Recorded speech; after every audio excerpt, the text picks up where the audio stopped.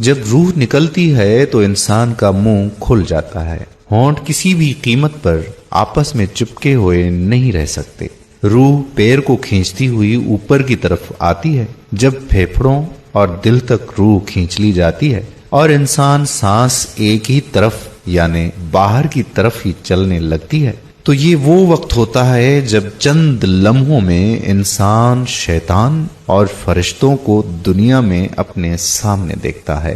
ایک طرف ابلیس اس کے کان میں کچھ مشورے دیتا ہے تو دوسری طرف اس کی زبان اس کے عمل کے مطابق کچھ الفاظ ادا کرنا چاہتی ہے۔ اگر انسان نیک ہو تو اس کا دماغ اس کی زبان کو کلمہ شہادت کی ہدایت دیتا ہے۔ اگر انسان کافر ہو، بد دین ہو، مشرک یا دنیا پرست ہوتا ہے تو اس کا دماغ کنفیوژن اور ایک عجیب ہیبت کا شکار ہو کر شیطان کے مشورے کی پیروی کرتا ہے اور بہت ہی مشکل سے کچھ الفاظ زبان سے ادا کرنے کی بھرپور کوشش کرتا ہے۔ یہ سب اتنی تیزی سے ہوتا ہے کہ دماغ کو دنیا کی فضول باتوں کو سوچنے کا موقع ہی نہیں ملتا۔ انسان کی روح نکلتے ہوئے ایک زبردست تکلیف ذہن محسوس کرتا ہے، لیکن تڑپ نہیں پاتا کیونکہ دماغ کو چھوڑ کر باقی جسم کی روح اس کی حلق میں اکٹھی ہو جاتی ہے اور جسم ایک گوشت کے بے جان لوتھڑے کی طرح پڑا ہوا ہوتا ہے جس میں کوئی حرکت کی گنجائش ہی نہیں رہتی۔ آخر میں دماغ کی روح بھی کھینچ لی جاتی ہے۔ آنکھیں روح کو لے جاتے ہوئے دیکھتی ہیں، اس لیے آنکھوں کی پتلیاں اوپر چڑھ جاتی ہیں یا جس سمت فرشتہ اجل روح قبض کر کے جاتا ہے اس سمت کی طرف ہوتی ہیں۔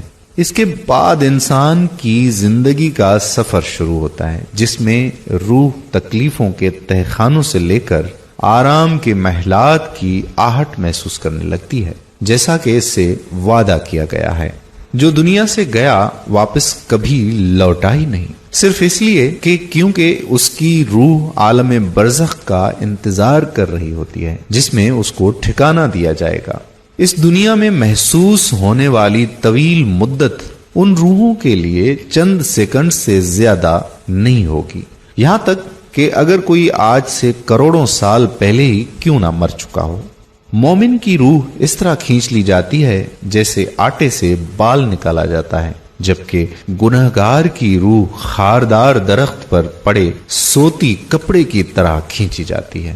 اللہ اکبر۔